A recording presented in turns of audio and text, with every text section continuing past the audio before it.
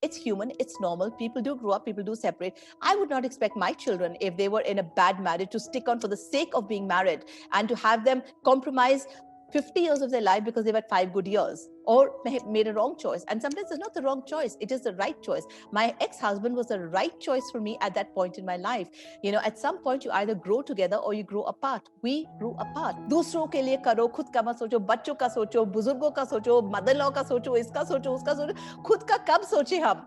It's हमारी जिंदगी भी तो है. It's our lives at the end of the day, and our lives matter equally, and they should matter equally.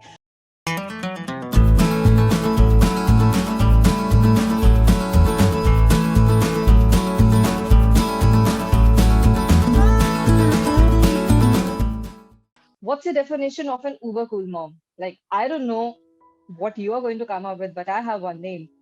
Let's talk to Pooja Bedi, who'll tell you what it's like to be when you have a legit, open relationship, conversation, everything under the sun with your kids. Welcome, Pooja. How are you? Hi there. I'm very well, thank you. And what a pleasure to be on Peeping Moon. Thank you so much, Pooja. Pooja, I'll start with the most happiest thing at the moment. That would be Alaya bringing home the black lady. I mean, Yes. that was Yes. probably, I think, one of the most proudest moments as a parent. What was your first reaction when, like, she would, because Kabir Bedi sir was there and you weren't. So how did you react to that one particular call? All right. So for the record, I wasn't even aware that Filmfare Awards were that night. My daughter did not even tell me that the awards were happening. And here I am in Goa in my La La Land, busy with my work and my offices. And I go to sleep very early. I go to sleep by 10:30 in Goa. And I wake up in the morning and I'm on my way to the beach in the morning to swim. And I read my messages and suddenly I see this message from Alaya saying, "Hi, Mom. Guess what? I won the Filmfare Award." And I'm staring in shock at the phone. And I'm thinking to myself, what just happened? How come I never even knew about this? And I'm in a state of disbelief and shock. Firstly, why was I not told? Why did she not call me up and scream into my ears no matter what time of night? Why did she not pick up the phone and call me? And why was it just like a cute video message sent to me? And I remember I went into the ocean and I just wept. I just cried and I cried and I cried, swimming in the ocean. I was like, what kind of a mom am I? I'm not even there for something so dramatic in her life. And, and I just went straight to the airport. I got on a plane. I flew down to Bombay and spoke to my ex-husband, and she was having late lunch at his home. And so he said, yeah, come, she's right here. So I walked in through the door at my ex-husband's home and she stared at me in shock. "Mama, what are you doing here?" And I looked at her, I said, "My sweetheart," I said, "how can I be away from you? I mean, how could you not tell me something like this?" She said, "Mama, I didn't realize it was so important to you. And I didn't realize if it meant anything to anybody. I know it meant a lot to her, but she wasn't sure how much it meant to me or even my ex-husband for that matter." I just held her tight and I hugged her and I just wept and wept and wept and wept. Tears of joy, tears of anger, tears of guilt at myself, tears of everything. I just so proud of her for everything. But Pooja, what was your first reaction, if I have this opportunity to ask, when she first came up to you, maybe years back, and told you, "Listen, I want to be an actress"? Like, because your stint yourself was a limited one. You never. I will come to that later. Why? So, Yeah, but well, what was? when she first came to me, she wanted to not be an actress. She actually wanted to be, firstly, she wanted to do business. That was her big thing. Then she decided she was going to be a director. So I said, all right, that's fair enough. If you want to be a director, you can be whatever you want. I've always told my children that they are welcome to be whatever they choose to be, and they're welcome to be multiple things in their lifetime also, because it's one life to live. It's not that you choose one job and you have to do it for the rest of your life. My greatest concern about the film industry is the shelf life, and also whether it's to do with an actress or even it has to do with a writer or a director. There's a sort of a limited period in which you are a hero. You can go from hero to zero so easily in this industry, and the imbalance that might cause monetarily, emotionally, financially, in every possible way, it's a big toss up. So for me, I would rather that she have also, perhaps in my head at that point of time, gone and done a good business course and had that under her belt. So God forbid, there was a backup option. But Alaya has just been so committed and clear about where she's going and what she's going to do. And she just said, Mama, if I don't give it my 100%, I'm looking for backup options, it's never going to happen. I want to give this my 100%. So when she later decided to move from direction into acting, again, something she consciously chose to do, she gave it again her 100%. I've seen that girl get up at 4, 5 in the morning and start her classes and come home sometimes at 2 in the morning with bruises on her from her dance moves and from her martial arts and from her stuff, just committed to doing her best. And she did this for years before she got launched into film. So, full marks to her for all that she's done, the hard work that she's put in. And, when I ever talk to her about a backup plan, she says, Mama, times have changed. It's different from when you were in college and when you were growing up. Today, if I want, I can do a 6-month course and I can learn all the fundamentals of business and I can start. Tomorrow, whatever I want to do in life, Mama, there are courses available for everything and the world is your oyster, Mama. So don't worry. While I'm doing something, let me give it my 100% and let me enjoy what I'm doing. And I admire her for that in every possible way. I remember my first interview with Alaya, and my first thing which I said to her after the first 10 minutes break was, "You are so confident. How come?" She's like, "You know who my parents are. You know the confidence comes from there." I'm like, because normally for the first set of interviews, that was the first ever press interaction. People are scared. They are very, I think they think of what to say and not to say. And she was a breeze. I She think just I think the beauty about everybody in my family, the women in my family, is that they be very authentic to themselves. Be it my grandmother, who's an English lady who turned a freedom fighter for India, became the highest ordained Buddhist nun, renounced everything to pursue Buddhism and to be with His Holiness the 16th Karmapa. To my mother, who was a trailblazer, who streaked, who then went on to launching her own dance institutions. To me, who came on with my Kama Sutra campaign and my no holds barred attitude to life and shaping the whole women power empowerment movement in India, the male empowerment movement in India. I think we've just been a family of people who've been trailblazers who really speak our mind. We're true to authentic selves. We don't want to put up masks to please the world. We're just really happy to be who we are. And if you love us, you love us. If you don't love us, you don't love us. It's okay. We don't become who we are based on the judgments of people. We simply are who we are. And I think that's the best way to be, because you're not living as per somebody else's definition of what you should be. And that's something I think I've taught both my children over the course of time, is to always, be who they would like to be and express themselves.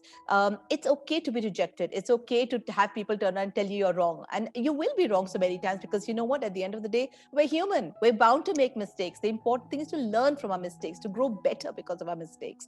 That's the important thing. this is one thing about it I have to ask you. From where does that cheeky sense of humor come? I mean, when the camera is My off, father, my mother, even her father for that matter. We're all a bunch of very funny people. We actually turn around and laugh a lot at ourselves. My mother told me very early in life, the best gift you can give yourself is the ability to laugh at yourself and not take yourself so seriously. So, even for example, I get trolled on Twitter, I'll turn around and be self-deprecating even to myself. People say you failed actors. I'm like, yeah, can you believe it? After all that trying, it didn't work out. I was so busy. I was such a terrible actress. I had to show my cleavage and, shift the focus to my terrible acting. I literally turn and make jokes about myself. It's okay. It's, who's taking it seriously anyway? So, at the end of the day, I think for me, it's just really important to enjoy the journey of life. And I've taught my children to do that as well.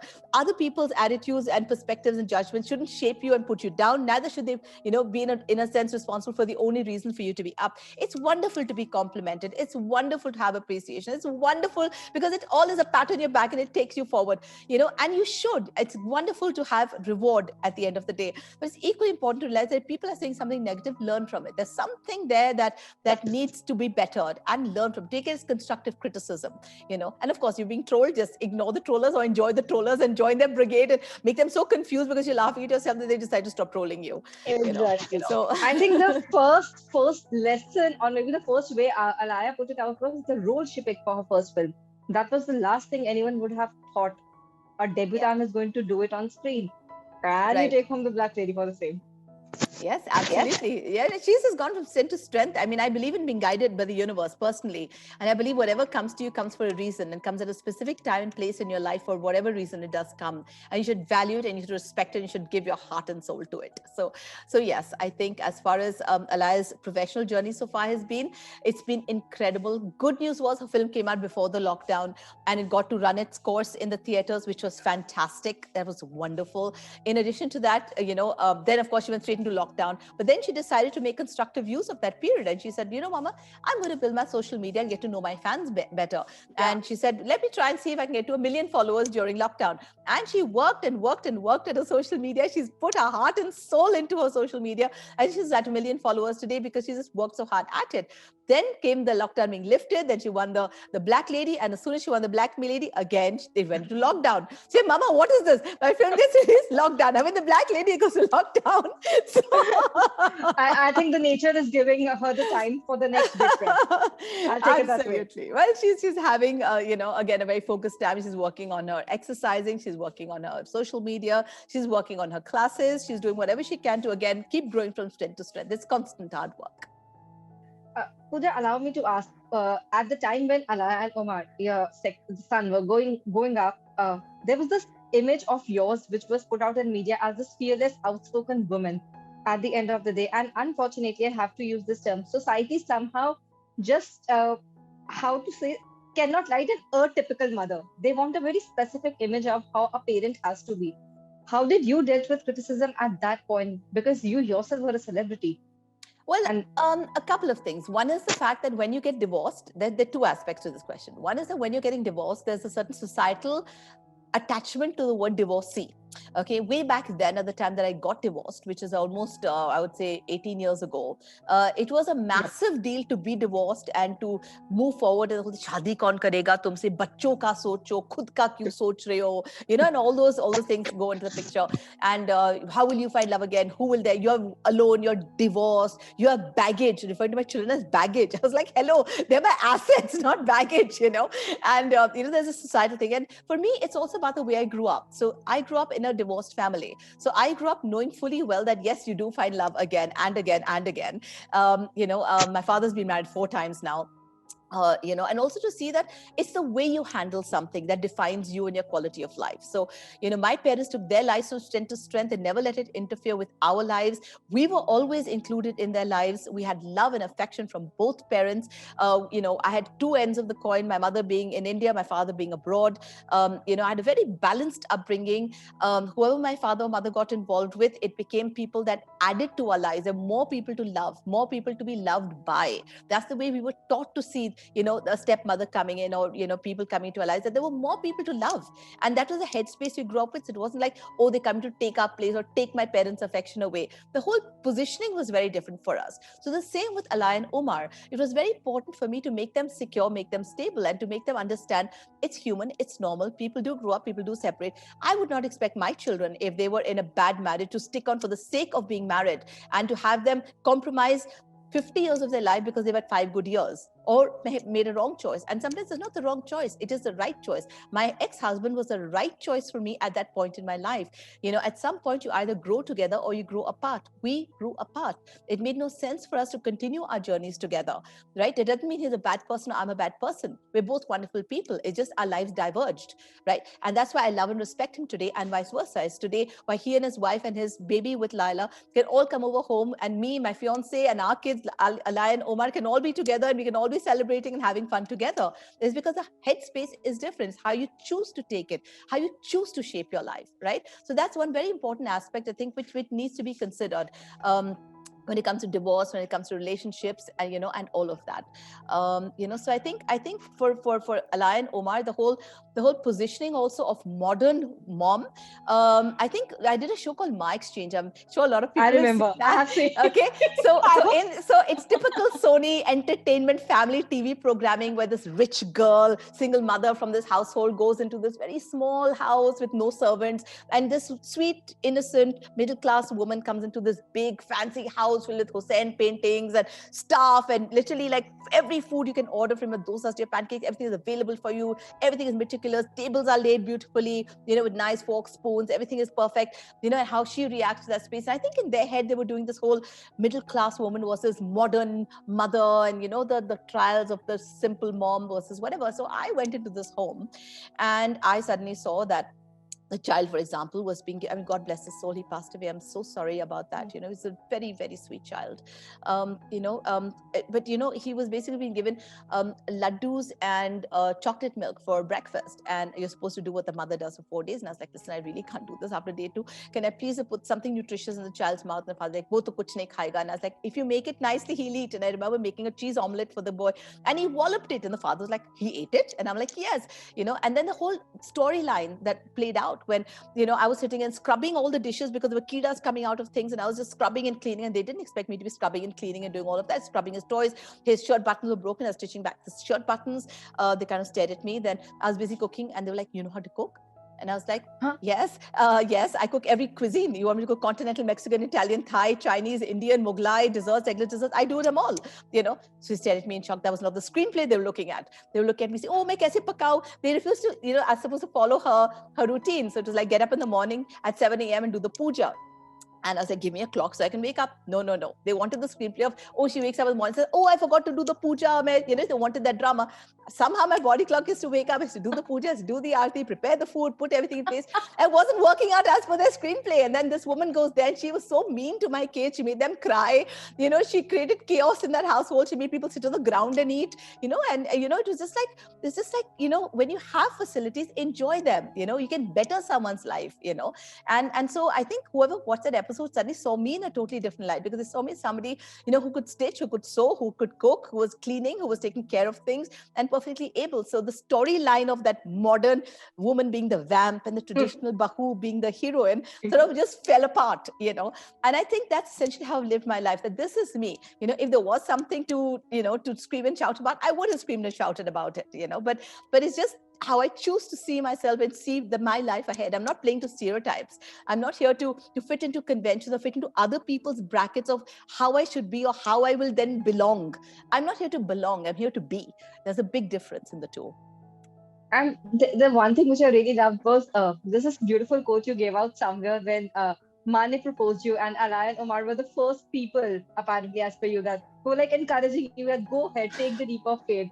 So Alaya and Omar watched me post-divorce go from relationship to relationship to relationship. And the fact is they've been really nice guys who I was in relationships with and they've adored them all. And till today, my ex-boyfriends are great friends with my kids. There's a great rapport between them all. They're always in touch. They're exchanging messages. They meet. It's a happy space, right? So I remember my ex-husband got married and, my ex-husband had a child also. I remember Alaya came to me and said, see, Mama, look at Papa, he's got somebody so lovely. He's got a child also now. Maybe he should settle down. I don't like my kids are telling me to settle down. I'm really happy just being me, and they're really fond of Manik. They're like, Manik uncle is so nice and he's so this, he's so that. So one day he went and he, excuse me, and he takes me up in this hot air balloon and proposes to me on a hot air balloon. And did you say yes? I was like, do you know how far down it was? So that's the best proposal story. So I call my kids and said, babies, guess what? Manik uncle proposed to me, showing them the ring. And they're just so excited. Oh my God, Mama, this is the best thing ever. We're so happy for you. And they're jumping with joy. And I'm like, it's so sweet.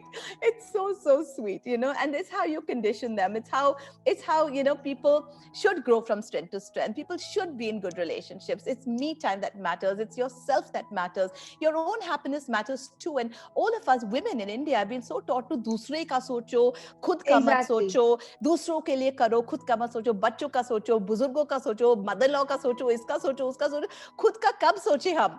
It's हमारी जिंदगी भी तो है. It's our lives at the end of the day, and our lives matter equally, and they should matter equally.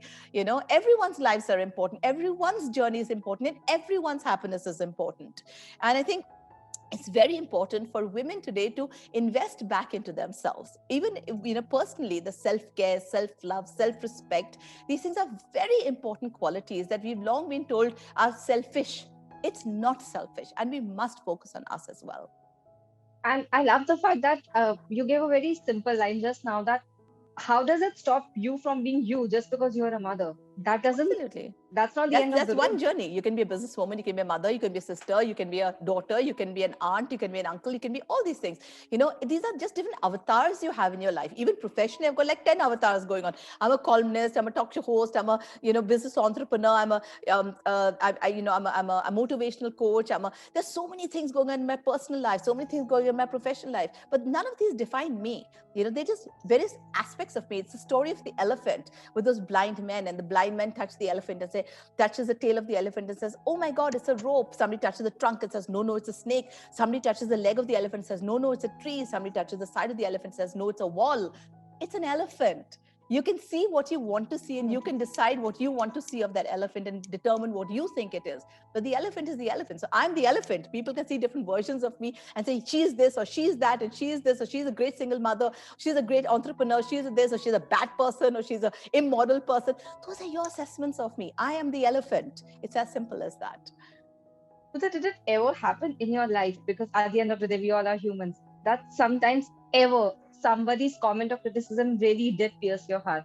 Because people can be mean. And unfortunately, at least in today's time, the trolls and the nameless faces, when they start attacking, they can go really below the belt. See, So, trolls don't bother me. Okay, the trolls like on Twitter and all that, they don't bother me. They amuse me. No, and I love it. I love shadowing them, and I love seeing even more anger coming out. Then say something stupid. I'll even say things about me also. I'll put myself down also, and then they get confused sometimes. Why is she saying this? Oh, she's trying to egg us on, and then small stuff comes out. And all. I find it hilarious. I love egging my trolls on. Okay, and I love seeing how much worse they can be, because that is just expression of them. You're right, because only what's inside them can come out of them. And so many people go onto Twitter to basically troll you. So many people go onto Twitter to express anger. So many people go onto Twitter for various reasons. But it's largely a platform, from what I see, people want to vent. Okay, so yeah. allow them the opportunity to vent. If people vent, at least gets it out of the system, they can be better people. Chronic venting means you're then in a cycle of negativity, which is unfortunate. But then that's what they choose as their reality. But I have so many trolls who've turned around and become my greatest supporters over time, because they're like, Pooja, it's so sweet that we answer patiently everyone's questions, and I sit down and I'll debate and answer. And sometimes people are just obnoxious. If they're vile and they're abusive in nature, then I will block them. But otherwise, if they say mean things to me, bad things to me, they're welcome to say it. No issues whatsoever. There are two sides to every coin, good and bad. I don't have to be just a good person. I'm sure I have failings. I'm human. And if I've erred, please point it out to me. I'm happy to hear. I'm happy to learn. It's okay. We're all human at the end of the day. Nobody is perfect, not even the person trolling me. So, it's cool. It doesn't really matter. But never in the life was there a one particular moment where you thought that, okay, this is a little too harsh by anyone, maybe from someone you have loved. Because I think normally people, we are closest to the most, end up saying things which are basically not meant to be per se. I think the only thing that will really hurt me over time might have been things my kids say to me, at any point of time. So, and the point is, I don't again take that personally, because I realize that everyone has to go through an age and stage. And for me, I've been a Exactly. single parent. And I know that, at the end of the day, I'm the father, I'm the mother, I'm the good cop, I'm the bad cop, I'm the nurturer, I'm the provider, I'm all of that sitting at home. So at some point when they need to take it out, who will they take it out on? My mother had given me this beautiful painting. I used to fight with my mother, and I said the cruelest things to my mother, I remember. And I remember she'd give me this one quote. It said, many times we scream in anger many times we scream in anger at someone we think understands. I'm very sorry, I did not mean to hurt you. No, we often scream. No, no, no, sorry, that's not what I said. It said, we often scream at those we love the most. Many times it is because we're angry at ourselves, and we scream in anger at someone we know will understand. I'm very sorry, I did not mean to hurt you. And that resonated with me. And at the end of the day, when my kids say anything mean to me, which they have said over the years of the teenage times, when you're going through emotional crisis, catharsis, and hormones, and whatever happens in the teenagers, which I read up on non-stop, because I was like, okay, if teenagers are coming up, everyone's warning me about this phase, and let me learn, and let me be prepared, let me have my ammunition and my humor and all that in place. And I used to drive them insane, because whatever they'd say, I'd have a funny thing to say or a happy thing to say, and they'd be frustrated at times with me because I would just not fall to that level of fighting back with them. Multiple times I would just walk away, or I'd say something quite batty sounding and they think mama's gone a little crazy, or anything that basically diverted their minds, because I know that the phase will pass, those emotions will pass, those hormones, are raging. They need to form an identity of their own. They will need to discover who they are. They cannot be clones of me. At one time, a child wants to be just like their parent, exactly like their parent. And yes, of course, by virtue of me being that parent that's omnipresent in their life constantly, they will obviously imbibe a lot from me, my thoughts, my vision, my perspectives, my body language, my habits. They will obviously imbibe from that, but at the end of the day they have to be their own people, and I encourage them to do that. And for me, the most important thing as a parent is not to control my children, is to guide them. I'm never going to turn around and say, why did you speak to me in that manner? I'm going to turn around and tell them, you could have said it differently. It's not what you say, it's how you say it How that you makes say. all the difference. And I'm open to criticism. I mean, I'm very clear with them. You guys did not come with a how to operate manual. I don't know how to operate y'all. you know it's very important to me to also learn. I've been a daughter. I know what it is. I can see y'all. I can see where y'all are, why y'all are doing this. It's okay. It's a learning curve for all of us. We'll get through this. Teenagers are going to think I'm stupid. I don't know anything. I don't understand anything, and that, give me space. And I'm going to hear all these things, which I did, which is normal. I went from being the hero in the children's eyes to like the person you just want to say, give me space, move away. That's okay. And I said, when you're in your 20s, again, you'll fall in love with mama, and mama will be the best thing. And now they're 21 and 23, and now again, I'm the happiness in their life. So, I totally get this. My mother says this, that listen, I didn't come with a manual how to be a mother. Similarly, you didn't come with a manual how to be kids. So it's all good. yeah, absolutely. Absolutely. So, at the end of the day, it's a learning curve, and we're human beings, and we're on this beautiful planet called Earth, and we're having this short journey called life. And the only two known things are birth and death. And what you do in between is really your choosing. I choose to have kids, I choose to have relationships, I choose to have a career, I choose to have an outdoor life, I choose to say the stuff I do, I choose to be the person I am and dress the way I am and eat the things I do. These are all my choices. Everything in your life is a choice. Whatever you have chosen around you, from your curtains to your lampshades to your bed covers to your, to your choice of a spouse, to your children, to your staff that you keep, it's all our choices that we surround ourselves with. So why are we unhappy? We've surrounded ourselves with our choices. Everything in our life is our choice. So there's so many reasons to be happy, yet we choose those two reasons to be sad and we focus on them. I think I it's very, agree. very important for all of us to focus on the positives in life, because they far outweigh the negatives. Pooja, if you have to take a leaflet from the relationship you shared with your mother and pick a piece of advice from there to share with your kids, specifically if you're talking about Alaya at the moment, as we all know her publicly per se, what Yeah. it would that be? Or what is it you've already plucked out that leaf and you're sharing with your kids? I think for me, the most important thing I'd want to share with my children, judging by my relationship with my mother, the person that she was, going to my grandmother, also the people that they were, is that we have just one beautiful life. Whatever you do and choose for yourself, firstly, accept responsibility for your choices. These are your choices. You've accepted responsibility for your choices. Make the most of those choices while you make them. If you want to immerse yourself in your careers, do it with gusto. You want to change careers, do that with gusto. You want to pick a life partner, do it with gusto. Give 100% of yourself, your commitment, your time to something, because at the end of the day, it's in my mother, for example, she gave up everything in her world to go to Nityagram and to start a dance village in a little tent on 10 acres of barren land, with no fear of dacoits and snakes and, her possessions being locked, to being a single woman out there in the open. She just followed her dream and followed her passion. And today Nityagram is on a world stage. It's incredible what you can do with the power of passion and belief. And she has done that. And the same happens with me when I look today at, the life I've led, the choices I've made, the happy soul venture that I have today, how it's going from strength to strength, in the world of health and wellness, which today is so relevant and the timing is incredible. Cut to my daughter Alaya being in films today, my son Omar, finding his way through USC and now the lockdown, and, the implications of that in his life, where education fits in, where life and purpose and, the journey ahead lies. It's such a confusing time for all of us, in every field of our lives as to what lies ahead. And what shapes you for that journey ahead is only your attitude. So how to empower your children with the best attitude? My mother had a positive attitude. My grandmother had a positive attitude. I have a positive attitude. My children have a positive attitude. It's not about what life throws your way. It's how you respond to what life throws your way that defines you. Are you riding the wave or are you being crushed under the wave? That again is your choice. That depends on your attitude to whatever happens to you. So how to ride it instead of being crushed under it. Those are life skills that every parent needs to give their child, because you never know what's going to happen. When the rain falls, what will you do? Will you put up an umbrella? Will you dance in the rain? Will you go hide under a tree? Exactly. How will you respond to a situation that takes place?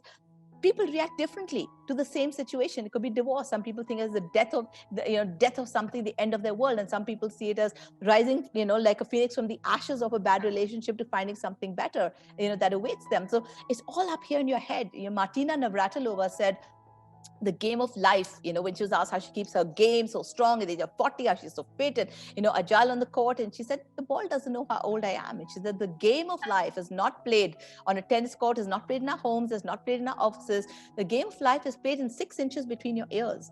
It all happens up here. The entire game of life is played here. Your thoughts, your attitude, your vision, your perspectives. This is what shapes your life. Pooja, have you ever thought of working with Alaya in a film if you get an offer? I want to ask because It would now be my you it would just be my, came. it would be my greatest joy and her greatest dread. Okay. Why? You will love like Because mother Masaba. will be on set. Oh my God, she thinks I'm too much to handle. When You I know. saw you in Masaba, I was like, this is the person I want to go to and tell my problems. Like, where can I find her? That's So how I asked you.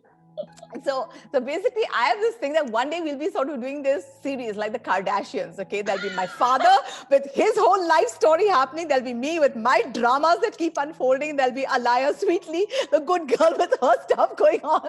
And it'll be crazy with my father's life and my life and Alaya's life. I know at some point of time it'll be a story to be told cinematically or through OTTs or whatever. I think it'll be a great viewing.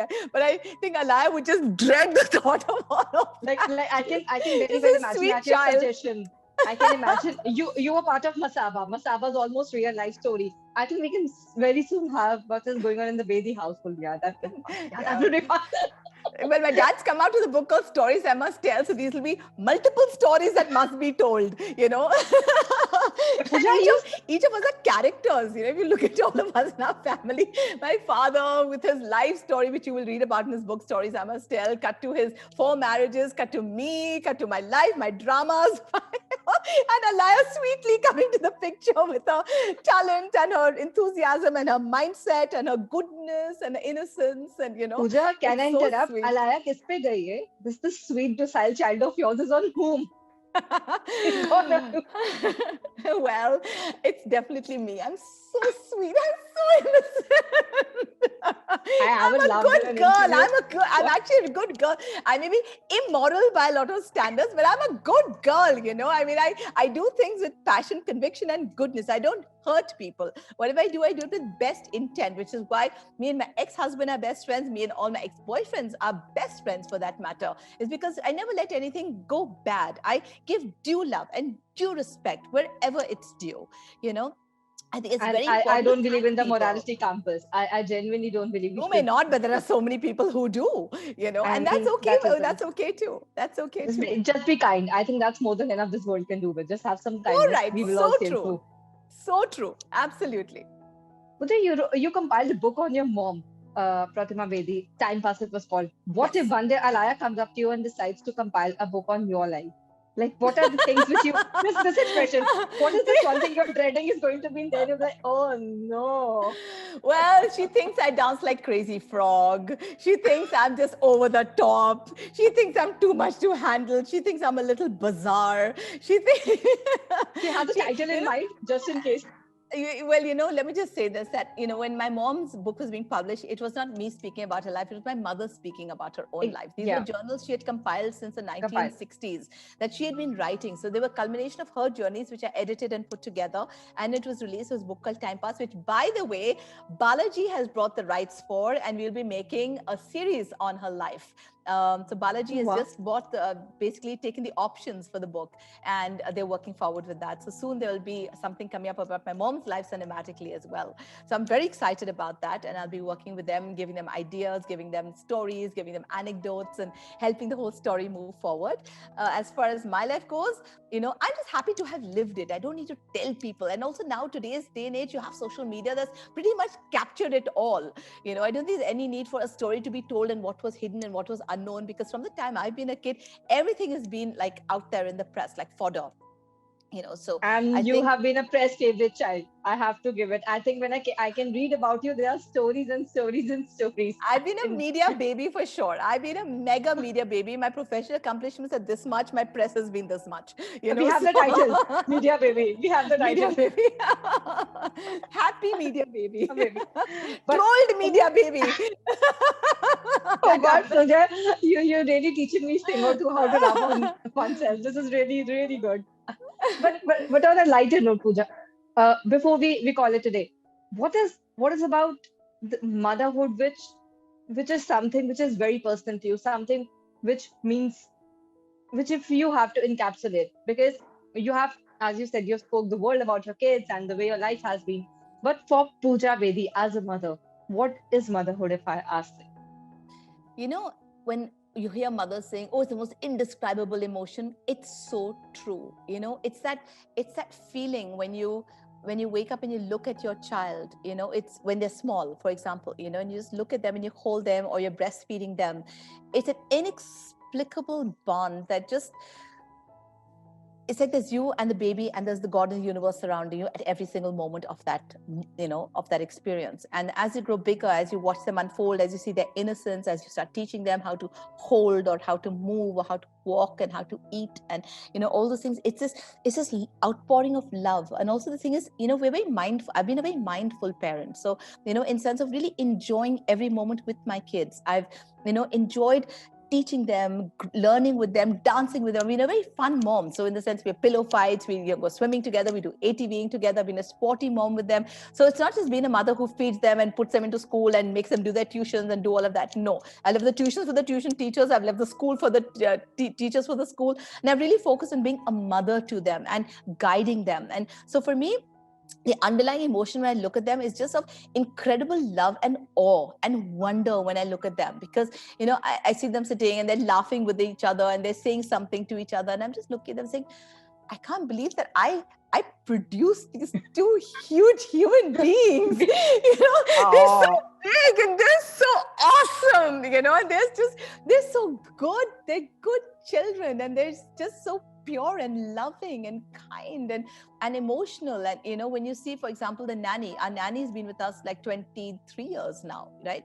And if anything would happen to the nanny, the way the kids rise up, the way they look after her or take her to the doctor and go check on her 20 times a day, has she eaten, has she this, has she that, that kind of love that you see that you've not just given birth to children, you give birth to two really good human beings, really good citizens, really good people, really good friends. They make great family members, that in every way they're an asset to the society, they're an asset to the planet. And of course, to me personally, there's just incredible love when I look at the two of them, and I can only wish them the best in their journey forward and to be the wind beneath their wings, but they have to fly. And for me, the important thing is not to control them in any manner, but tomorrow, my whole objective is that tomorrow, if I wasn't on the planet, that I've enabled them to have a powerful journey ahead, with or without me, that they have a really powerful and beautiful journey ahead. So how to empower them to be their best, what fundamental values, belief systems, intelligence, education, worldliness, have I imparted to them. So when I see them today at 23 and 21 years of age, and I see how they conduct themselves and the human beings that they are and the respect levels that they have, it just makes me so proud. When I see my daughter earning so well today, all that she's been completely independent for the last 2 years. She hasn't taken a penny from me. In fact, she gives to me. She gives me stuff. She pampers me and she takes care of me now. And it's so overwhelming for me as a parent to have any of that in my life and space, because my whole life I've been so protective and you know um, protective of them, not possessive, but protective of them. So, to me, all of it is very overwhelming. Every day is a day that fills me with joy. There isn't one time that I look at them that I don't just thank the universe for these two beautiful babies and for whatever they brought into my life. It's small to the biggest things, because every time I see them, I feel infinite joy. I All have right. to give it to you. Thank you, Pooja. This was hilarious. I came up with honestly a chota sa mindset that, I'm talking to Pooja Bedi, the Pooja Bedi, how it's going to be like. But you made me laugh and you taught me so many things in this one single interaction, most of which would be how to just be yourself, and everything will fall in place. Yeah, just trust in the universe and trust in yourself, most importantly. And don't forget, you are important. Thank you so much. And I cannot wish to see you, Alaya, and Kabir Bedi in one scene together. I am putting it out in universe because you believe in universe so much. I'm hoping you will also channel this with me. We never know. We might get a It baby. certainly won't be just one season. It'll probably be 10 seasons with the three of I'll be us. waiting. It's too entertaining. Well, lots of I love. would love, I would love to see this. But thank you so much for doing this. This has been really, really special. Thanks a bunch. Absolutely. Look forward. Lots of love to everybody. Bye. Thank you. Bye. Bye.